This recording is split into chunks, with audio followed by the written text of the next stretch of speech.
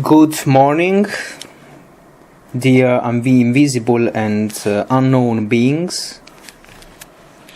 I welcome you back to this thread that I suspended for some months because of some incumbrances of life, of private life, of course, and honestly, partially because of a bit of indolence. The topic is in fact very, very bright, and moreover, I didn't know how to approach this properly, in the sense that I don't want to be too long. At the same time, I don't want to split everything in many parts and go too long with it. I don't want to be less accurate than I wanted, at the same time, as I promised, I wanted to take as basis for my commentary the book itself and any other presentation. So in the first episode, I very briefly addressed the first part of the first film belonging to the Zeitgeist series, which is speaking about these topics in general and plainly attaining at what this author, Acharya S, wrote in his whole work. I wanted to do a second one, but as I wrote in the description of one video, I found already existing very well done source on YouTube, and I linked to that video because I don't want to create redundant content online. So now I'm doing something that still I believe has not yet been done, even though probably some concepts, some approaches will repeat themselves, and I will go to the general source, so to say. So this is the PDF of the book. This is what actually, I downloaded it. I had no money to waste, actually. Even it is not too expensive, it is affordable, but still, also for better share it with you, it would have been ideal to have a PDF format instead of a physical book. So I am going through it very quickly, so that we can perform our superficial analysis of the book. And we have seen that there are many pictures already. Now we are going to the bibliography, which to my opinion tells a lot about the quality of a book, and we can find a lot of online content, a lot of books which trace back to the past century, like this one, or to even the one before, like this one. This is not so bad because actually, I mean, it is not like real hard science that the more update is a source, the better it is for scientific progress and accomplishment. So it's not a negative point to address so old sources, but still it must be very probable that things have evolved from the 19th century. So this one is maybe a little bit too old for me. And we have also the online bibliography. So okay, in general, this is the tale. The head is the title that we already see, be this funny pun, sons like sons of God. as these two words were similar also in all the other ancient languages we have, and that where actually this concept were firstly used. And we see at the very top the good review that this book received from people. Which people? Tim Leadom, author of the book of Your Church Doesn't Want You to Read. Seems very serious. This other good comment is from Paranoia Magazine, paranoiamagazine.com. This is from steamshovelpress.com.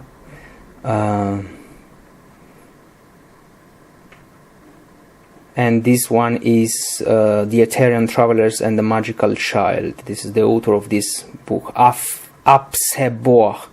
I don't know. The only one which seems worthy of some trust is this one, Robert W. Morgan, author, filmmaker, founder of American Anthropological Research Foundation. And yeah, it seems that the guys really share the point of view of the authors in most of its totality. And he also says that the results achieved by Acharya S are not challengeable. Let's see together if it is really the case. So the undertitle is of course also not to be underestimated, Krishna, Buddha and Christ Unveiled, as the fact that some little similarity among these individuals. One of them for sure existed, one of them probably existed, the other for sure never existed. Maybe proof of something.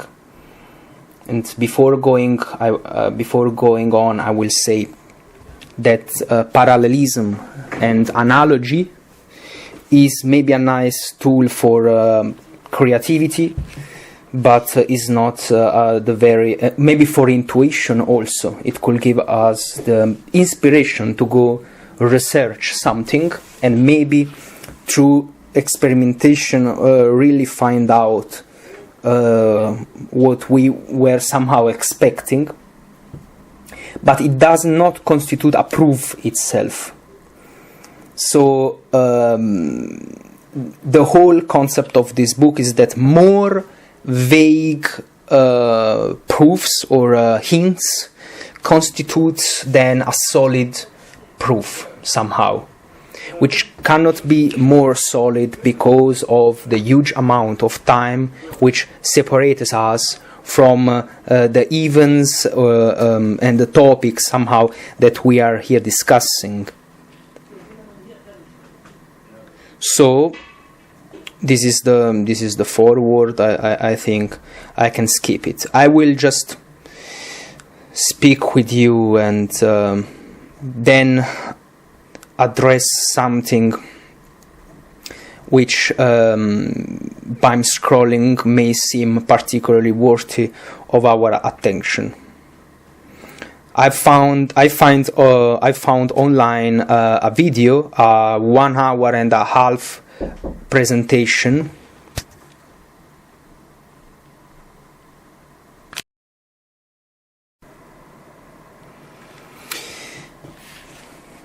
so there is this presentation that she gave about this book, which really well summarize it. But honestly, she's not in her best form there. Honestly, she's really speaking incoherently, even worse than Joe Biden. Really, she looks like in plain access of dementia, and it's very, very ridiculous the way she presents herself and so on. So in order to, because it's very easy to take someone in a moment of weakness and so on, and then present to the other also as it were their definitive form, so to say. And given also the fact that she's dead and she has no opportunity eventually to reply, even if I mean, I would never lose my time with a no one like me. I prefer to go to the book because it's really what she acknowledged to be her gift to the humanity, so to say. So, and it represents really her thought in its best shape.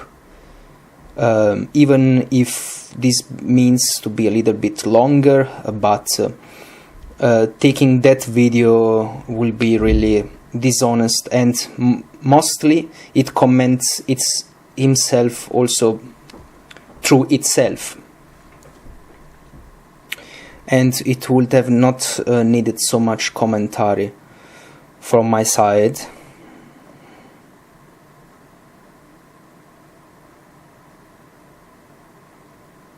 So this is a point here.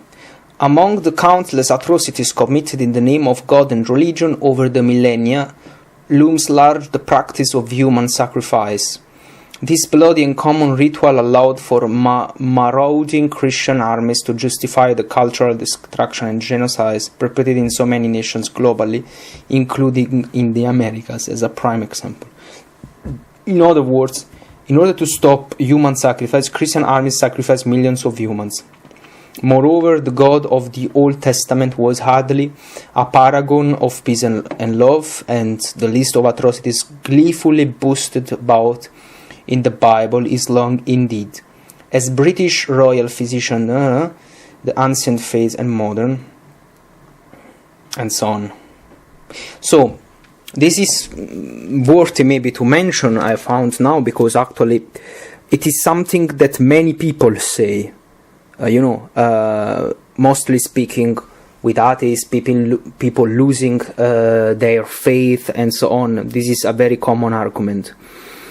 Of course, the fact that it's common doesn't mean that it's a bad one, but for me, it is really on the wrong place, because a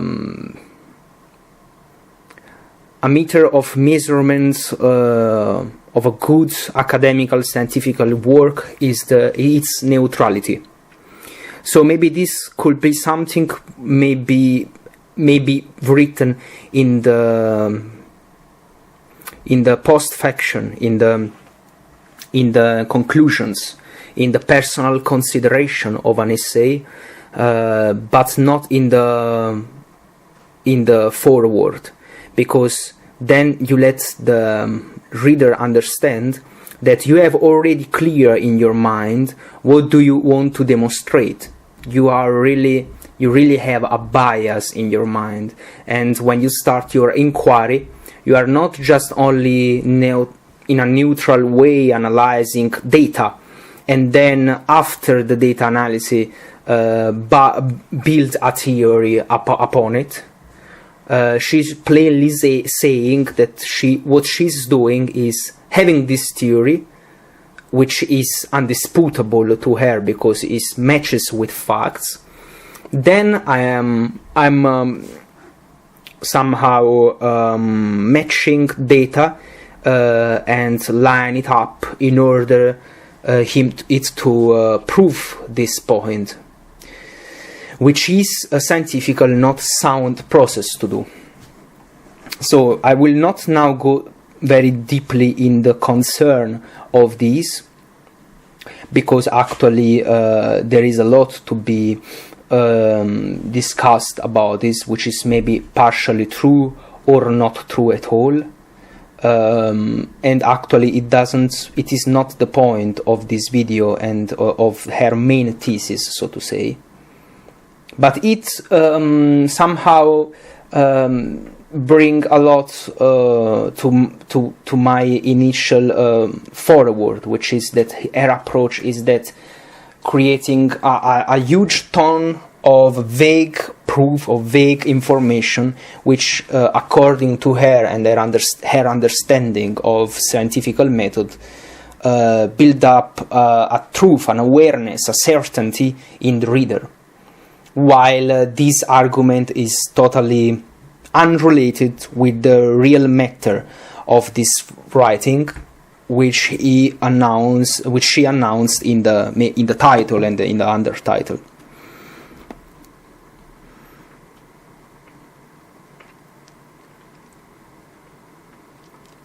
So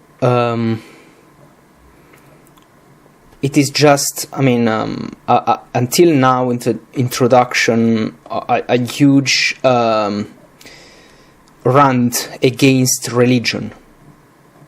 So I will skip this, because if you want, I will do a video about this. But since we have 653 pages to review together, we need to select content. And theoretically, ideally, I want to close it in one go today.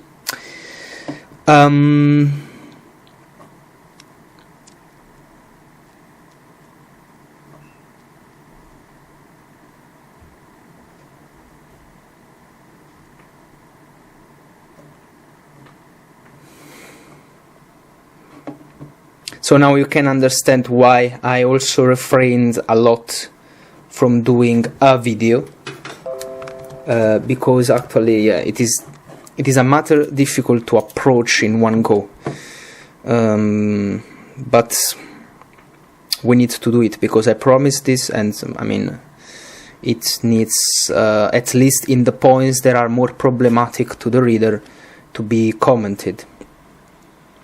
So here, for instance, it is said that this Mexican divinity was essentially the same as the Jehovah Sabaoth. Okay, I say Sabaoth is the same, of the Hebrew scriptures. His portrait is identical, apparently, with the commonly received likeness of Jesus, and so on. But yeah, it is not... the fact that before Christianity there were many religions, and some of them were monotheists indeed, it proves anything.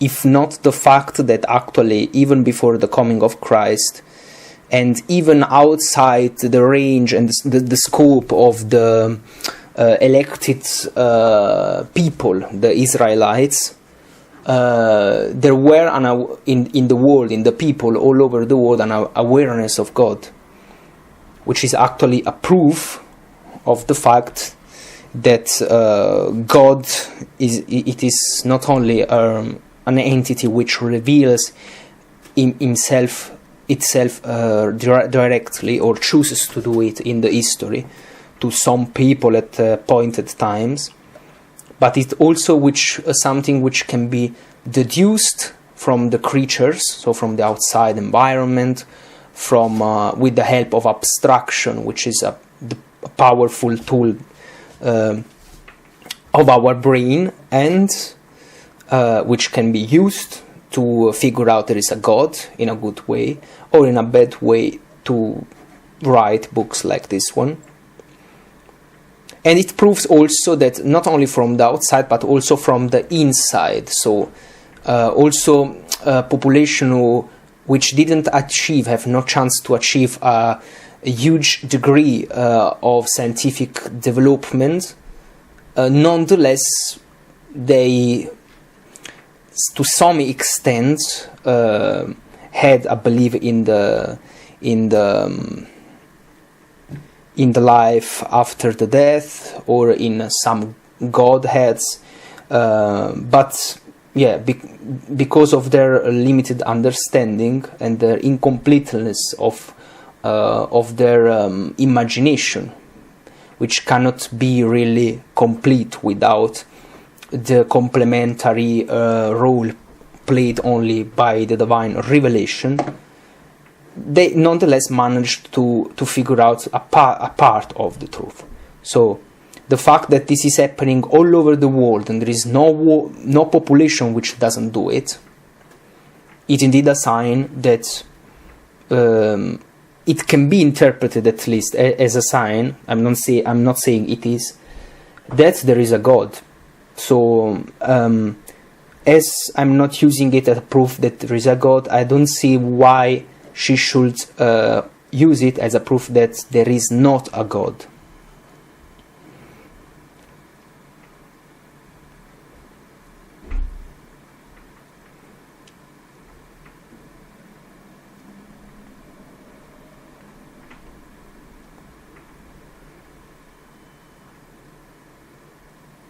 Also this passage here, the gospel of the Christian religion until the world at large. This is actually a proof of the truth of the man's God. I mean, a possible truth, something which could be interpreted as a proof, even though we see that the real prophecies about it are only contained in the Old Testament. The other similar things I'm aware of are contained maybe in the Hindu religion when they are speaking about the Maitreya, the last avatar which will come after Buddha, which will be the final one and which bring in the end of the times. So this is actually also for his characteristics, because actually the features of the Maitreya are very well listed in the Hindu scriptures. Don't match at all. The properties, the feature of the Maitreya don't match at all with the ones of Jesus, which are indeed prophesied in the Old Testament, where we have exactly the picture of Jesus. When he will be born, where, by whom, in which way, how would have lived, what would have he said, the fact that he will not be accepted, the fact that he will be put to death on a cross, the fact that he will be both full man and full God. All these things are contained in the Old Testament. So I'm going on the more than on her writings, on the paragraphs, on the excerpts from other books that she quotes, because so that in this way I can also optically better individuate the core part of her thought.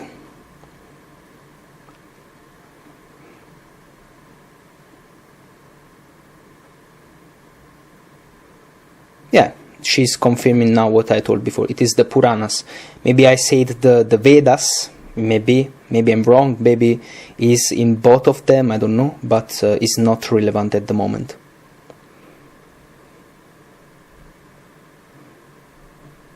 So there are many analogies. We have understood this point until now, and she's backing this with a lot of literature. The Kali Yuga, yeah, this is a bit of... the Kali Yuga is the new era which will be brought by the Maitreya. What is? Whilst the Indian poet Marikandeya sang thus on the banks of the Ganges, Virgil, the 70, was making the shores of Tiber resound with nearly the same strain. Which is this strain?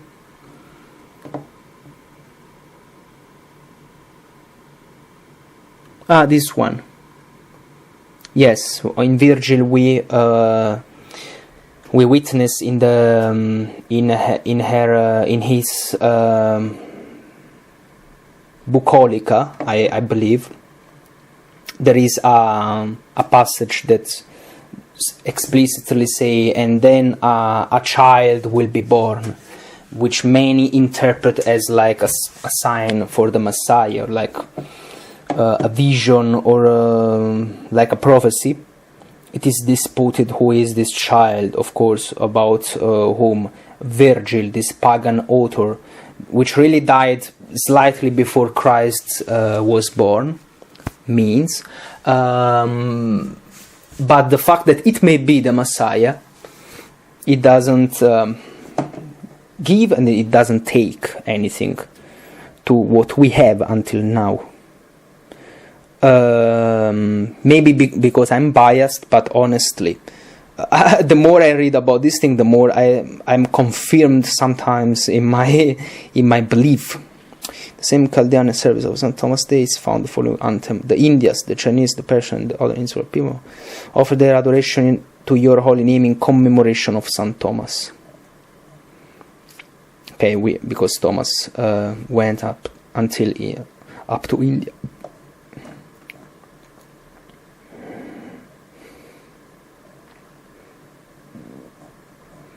We are speaking already since almost half an hour, and we are yet still here on the. I will go a bit more far because I don't want to skip something important, but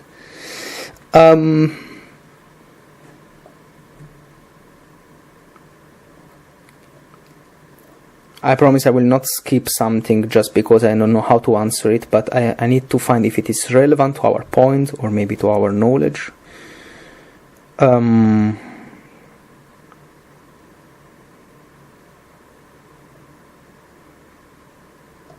for example, let's read a little bit. We called attention to the apparently utter ignorance of the Jews that certain laws of nature existed, and of their consequent belief that defeat, disease, famine, slaughter, pestilence, and the like, were direct punishments of ceremonial or other guilt, while victory, wealth, virility, and old age were special and decided proof of divine favor. We showed that the Jews were in general an abject but very boastful race, and their spiritual guides and so-called prophets were constantly promising, but always vainly, a striking manifestation of the Almighty's power in favor of the Hebrews. That histories were fabricated to give color to this statement. We showed, moreover, that the race was imitative and readily adopted the religious ideas and practices of those who conquered them. In fine, we showed that the Hebrews could not sustain the claim they made to be the special people of God, and that their writings are of no more value as records of absolute truth or as divine revelation than the books of the Greeks, Persians, Egyptians, Hindus, Chinese, or the more modern Mahometans, so the Muslims. Actually, I've read the Bible, and I find also some passages are problematic, and as well as they wrote the Bible, the Jews also read the Bible and read the Bible all the time. And if they really were in the spirit of accommodating things, making things up in order to convince also others of their reliability and trust and truthfulness, then things will be much more coherent and perfect than they really are. Apart from the incoherences, there are. I only see bad things happening to the Jews. I only see the Jews actually telling people how bad they are, how reckless they are, although they have known the living God, the true God, and so on. But the Bible, it looks to me just to be a history of the delusions, of the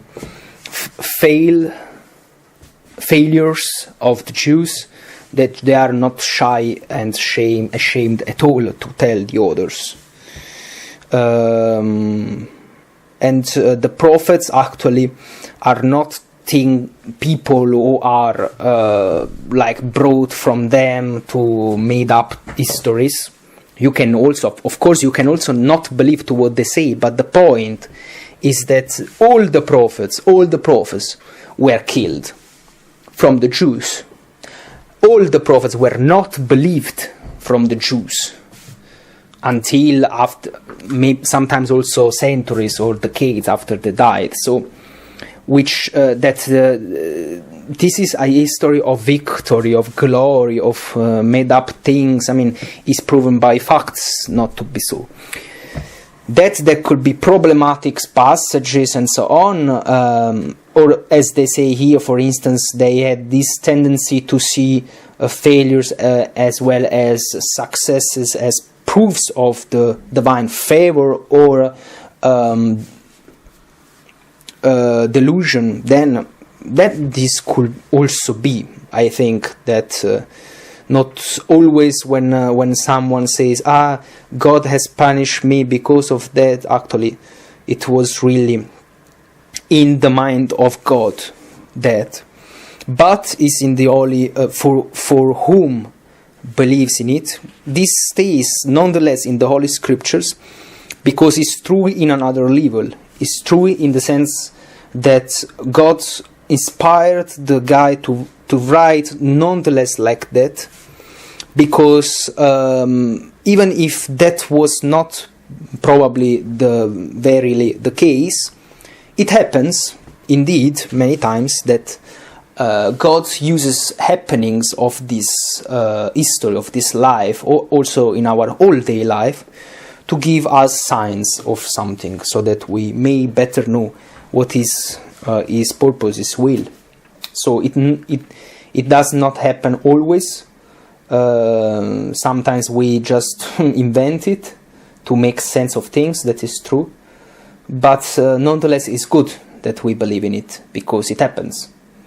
And even when it is not true, it is okay, a lie that we tell to ourselves, but how to say, like a white one, and transforms everything which happened to us in something in which we can learn from.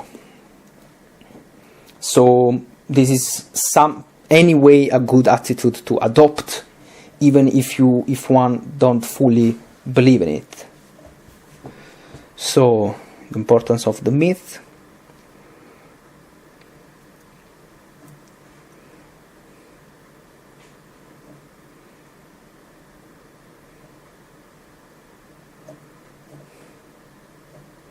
So I don't know. I really need to skip these parts. I really need to get to the photos. So the author excavating a Paleo-Indian site, trimming, okay, this should be the author, it's not very good to see, but yeah. So that the author shows that she's working on this thing, and she's like real academic, not someone coming from outside academia with no degrees, doing some pseudoscience. So the best proof of it, of course, is not a fucking PhD title that she can put on her curriculum, or the tons of articles that usually are real scholar write that are accessible online for free or for payment, but the fact that she's in this lab with these people, which actually tells also a lot of the attitude of this girl. And then we have an Aztec human sacrifice.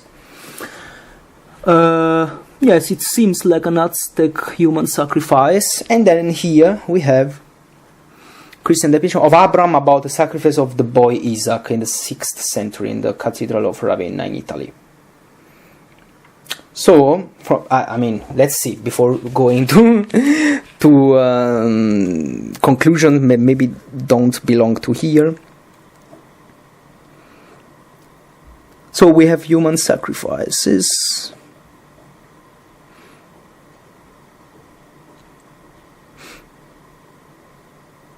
So,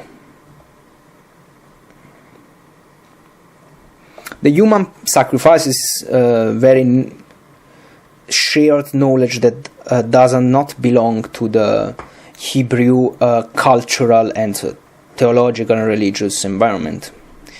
So, in fact, what happens in the Bible with Isaac and Abraham is the proof that it never happened, because were it something which usually happens, Abraham will be never caught by such a surprise, and his goodwill to do it will be never understood as an extreme proof of faith in what God is telling to you. And we must remember that even if this sacrifice was about to happen, it never happened. So we have no human sacrifice in the Bible, because God didn't allow to do that, as maybe Abraham was believing or hoping while approaching it.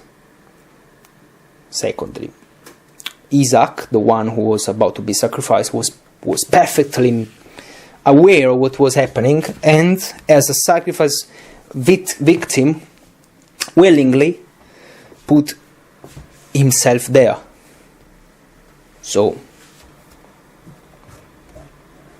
it is not even to be called a sacrifice, but a self-sacrifice, which is not like as a sacrifice. because since one can dispose of his own life for what he wants, there's nothing cruel, nothing against the human value with it. The suicide is accepted, not in my cosmos of value, but in the one to which the author of this book belongs indeed.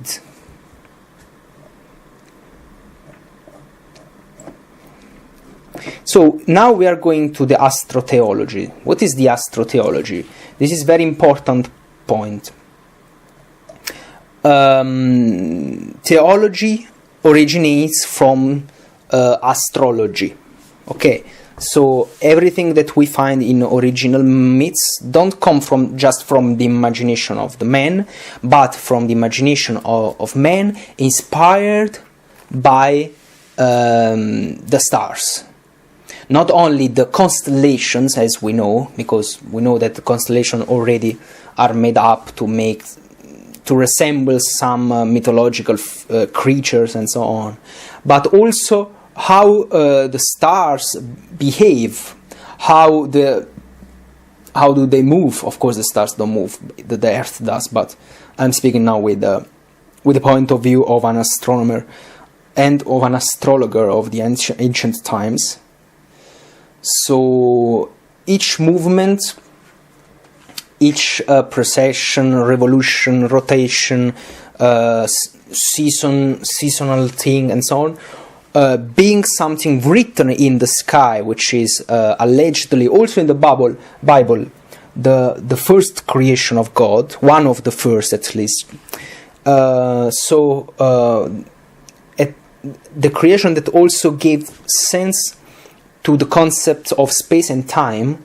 So the creation which sets everything else which is created afterwards, which originated then sometimes, which presuppose somehow what comes afterwards.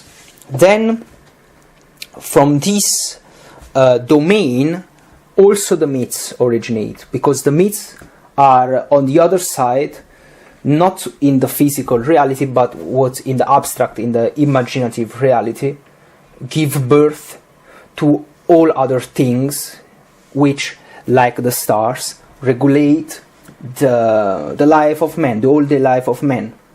So like the stars regulate the time, the calendars, the season, and so on, the feast, and so on.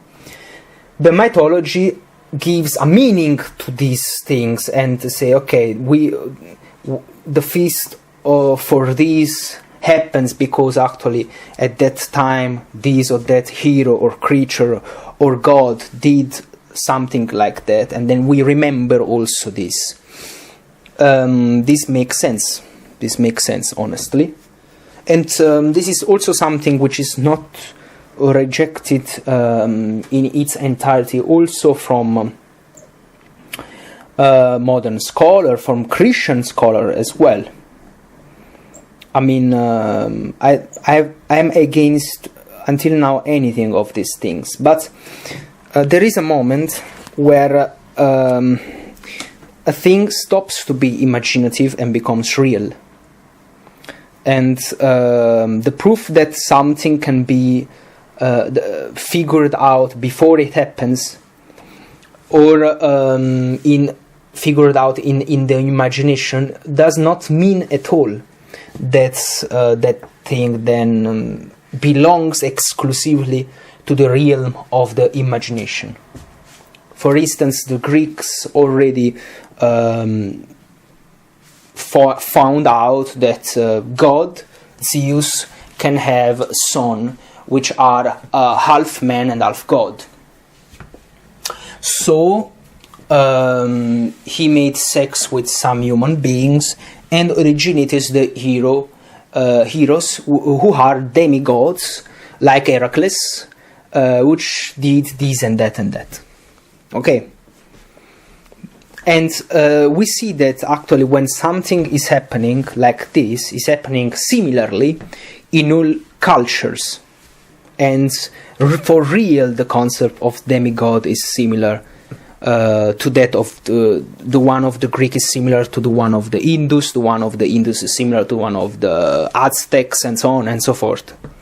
When this happens, for instance, with Jesus, we are tempted to say this is the same thing, but this is not the same thing, not because I presuppose a priori that Jesus existed, even though all the also atheist scholars agree with me on this point, but because the way Jesus somehow follows also this path is completely different. He is born from a human being, through God, yes, but not through a sexual intercourse. He gives our lives for us. He doesn't defeat bad things for us. He ascended, yes, to the glory, but it is not with a spirit of bold and sovereign entity, like someone who is all the time victorious, who has never experienced the sin, who has never experienced the sacrifice or the loss or the tears or the suffering. So it uses somehow the same symbolism, similar at least, when not the same, which were already known to the somehow maybe for God inspiration to foretell this, or for Satan's inspiration to put confusion when such thing would have happened, or of course in an atheist perspective just by casual reasons. But it is not to be ignored that as we see the similarity all over the places, Jesus follow, yes, sometimes somehow this similarity, but all the time it breaks it when it does, and it reverses it, and it shows that is something completely different, which really makes no sense, which is what also the Apostle Paul told in his letter. We are preaching this, which is a scandal for the Jews, which is nonsense for the Greeks. If it were something sensical, that makes sense for the Greeks, Paul would have written, we have been by the Greeks, we have preached the resurrected Christ, and they have answered us, blah blah blah, we already heard these stories, we have already our resurrected Son of God, Heracles, thank you very much, we don't buy it, or we stay good with our one. No, because actually the way Christ is doing things is outbreaking and is completely new. There is no parallel of this in anything in the history.